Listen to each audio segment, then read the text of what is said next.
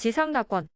현재 당신들이 지닌 과학기술을 폭력이나 군대 또는 소수의 개인적 이익이라는 그릇된 목적에 사용하지 않고 인류의 실질적인 행복을 위해 사용한다면 당신들도 빠른 시일 안에 진정한 지상낙원에 도달할 수 있습니다.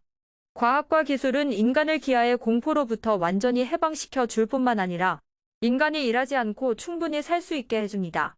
오토메이션 덕분에 일상의 잡다한 일들은 기계가 다 해줄 것입니다. 이미 당신들의 가장 현대화된 몇몇 공장에서는 불과 얼마 전까지만 해도 자동차 한 대를 조립하는데 수백 명을 필요로 했지만 지금은 차를 만드는 모든 조작을 감독하고 지령하는 컴퓨터 감시요원 한 사람만으로 충분하게 되었습니다. 조만간 이 한 사람마저도 필요 없게 되는 날이 올 것입니다. 노동조합은 이런 것을 좋아하지 않습니다. 왜냐하면 공장에는 사람들이 점점 필요 없게 되어 더 많은 사람들이 실직하게 되기 때문이지요. 그러나 이것은 정상이 아닙니다. 500명 분의 1을 해치우는 이 멋진 기계는 그 500명의 생활을 유지하기 위해 사용되어야 하며 소유주 한 사람의 치부를 위한 것이 되어서는 안 됩니다. 어떤 사람도 다른 사람을 위해 일해서는 안 되고 또 급료를 받기 위해 일해서도 안 됩니다. 기계가 모든 일을 떠맡아 간단히 할 수 있기 때문에 인간은 창조된 본래의 목적을 위해 전념할 수 있어야 합니다. 즉 사고하고 창조하고 개화하는 일입니다. 우리들의 행성은 바로 이 단계에 와 있습니다. 당신들은 더 이상 일, 가족, 국가라는 세계의 원시적인 개념에 따라 아이들을 키워서는 안 됩니다. 새로운 지침이 되어야 할 것은 개화, 자유, 그리고 우주적인 형제입니다. 고난의 인생을 사는데 겨우 족할 만큼 돈을 버는 것이 일하는 유일한 동기라면 일은 신성한 것이 아닙니다. 오직 먹기 위해서 기계라도 할 수 있는 단순한 일에 자신을 팔고 따라서 자기 인생을 파는 것은 인간으로서 매우 수치스러운 일입니다. 가족이란 예나 지금이나 사람들로 하여금 가족의 이상이라는 환상을 위해 더 열심히 일하도록 내모는 노예제도의 한 방편에 지나지 않습니다. 끝으로 애국심이라는 것도 사람들 사이의 경쟁심을 불러일으켜서 매일 더 큰 열의로 신성한 노동을 수행하도록 채찍질하는 보조수단에 지나지 않습니다. 더욱 나쁜 점은 일, 가족, 국가라는 세 개의 개념이 항상 원시적인 종교들에 의해 옹호되어 왔다는 것입니다. 그러나 당신들은 이제 더 이상 원시인이 아닙니다. 먼지에 덮인 낡은 교리들을 떨쳐내고 과학이 낙원으로 바꾸어 줄 지구 위에서 당신들의 삶을 마음껏 즐기도록 하세요. 가상의 적국에 대항하기 위해서라는 명분으로 무기 공장에서 노동자들을 저임금으로 혹사시키고 파괴적 무기를 생산해서 대자본가를 배부르게 하는 자들에게 속아서는 안 됩니다.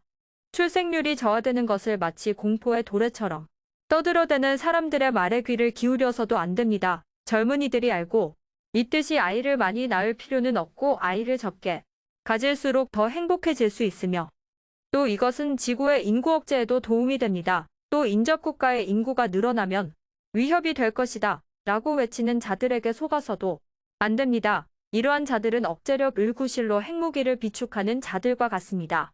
또 군대에서 총기의 취급법을 가르쳐주고 핵미사일이 대량 생산됨에도 불구하고 이러한 총은 항상 유용하다고 말하는 자들에게 귀를 기울여서도 안 됩니다. 이러한 자들은 당신에게 폭력을 가르치고 싶은 것입니다. 상대방이 당신과 다른 제복을 입었다는 이유만으로 당신과 똑같은 인간을 가차없이 죽이는 법을 가르치고 있는 것입니다. 훈련용 표적을 써서 당신을 되풀이 훈련시킨 다음 살인을 단순한 기계적 반사작용으로 만드는 것입니다. 국가를 위해서 싸워야 한다고 말하는 자들에게 속지 마세요. 어떤 국가도 그럴 만한 가치가 없습니다. 만약 적이 침략해 온다면 우리는 방어해야 하지 않는가? 라고 말하는 사람들에 현혹되지 않도록 하세요.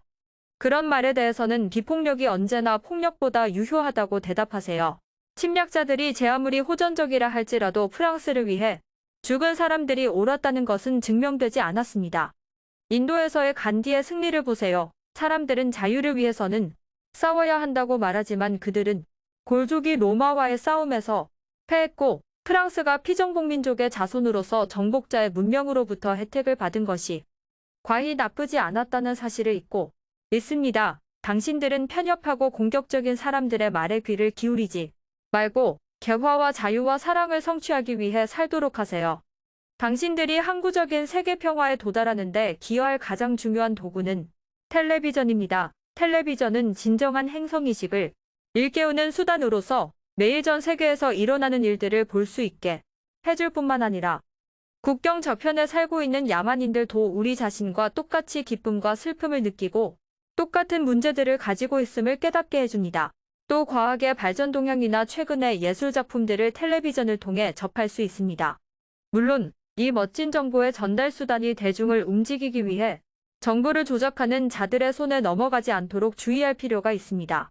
텔레비전은 바로 인류의 신경조직이라고 생각할 수 있는데 우리들 개개인에게 다른 사람들의 존재를 의식하게 하고 그들이 어떻게 살고 있는지 보여줍니다. 또한 텔레비전은 다른 사람들에 대한 왜곡된 생각이 확산되는 것을 막아줌으로써 이방인에 대한 공포심을 차단합니다.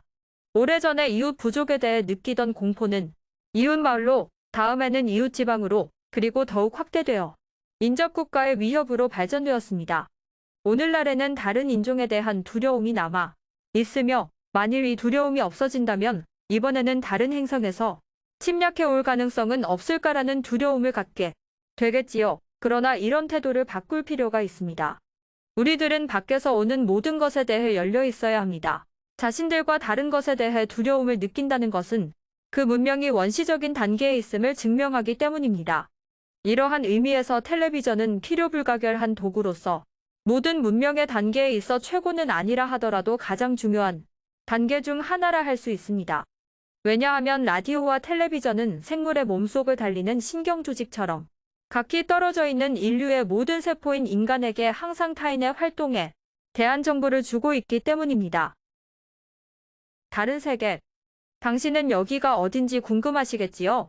당신은 지금 지구에서 비교적 가까운 곳에 있는 기지에 와 있습니다. 첫 번째 메시지에서 우리들은 빛보다 7배나 빠른 속도로 여행한다고 말했습니다. 그러나 그것은 우리들이 처음 지구에 착륙했을 당시, 즉 25,000년 전의 일이었습니다. 그 후 우리들의 문명은 매우 진보하여 지금은 더 빠른 속도로 우주를 여행하고 있습니다. 당시 거의 2개월이나 걸렸던 여행은 지금은 단 몇 분이면 됩니다. 그러고도 우리들은 계속 진보하고 있지요. 자, 나를 따라서 이제부터 우리들과 함께 여행을 좀 하기로 할까요? 나는 일어나서 새 안내자의 뒤를 따라갔다.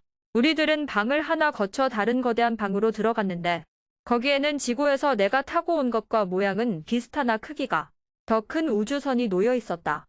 우주선은 외견상 직경이 12m 정도 되어 보였으며 안에는 4개의 의자가 서로 마주보고 있었다. 우리들은 좌석에 앉았다. 나는 먼저 번과 같이 강렬한 오한을 느꼈으나 이번에는 이 느낌이 훨씬 오래 약 10분간 지속되었다.